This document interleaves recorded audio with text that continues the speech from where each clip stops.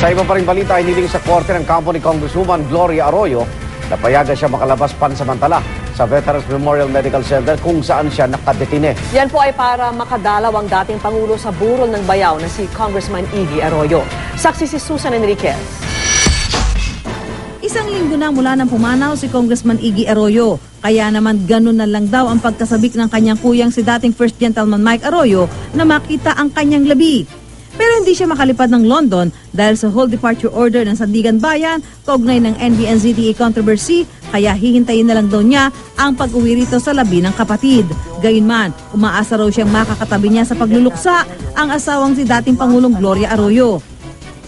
Kaya naman naghain na ng mosyon ng mga abogado ni Ginang Arroyo para pansamantalang palabasin si Ginang Arroyo sa Veterans Memorial Medical Center kung saan siya nakadetine dahil sa electoral sabotage case na inihain ng DOJ COMELEC panel. Bukas nakatakdang dinggin ang mosyon.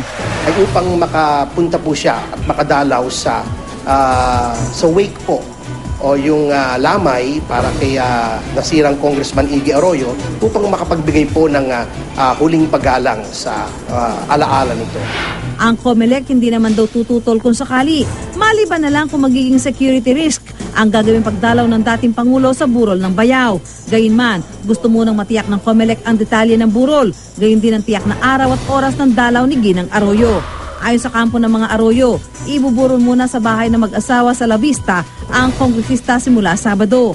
Martes naman ito dadalhin sa Batasang Pambansa para sa burol at misa bago ilipad sa Bacolod. Ibabalik ang labi ni Iggy Arroyo sa Maynila sa susunod na Huwebes. At sa Pebrero 11, Sabado, ililibing katabi ng namayapang inang si Lourdes sa Manila North Cemetery.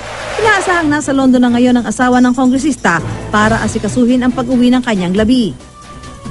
Magugunitang nang makulong si dating Pangulong Joseph Estrada ay pinayagan naman siya makadalaw sa burol ng matalik na kaibigang si Fernando Poe Jr. gayon din sa burol ng kapatid na si Antonio Ejercito. Ako, si Susan Enriquez, ang inyong saksi.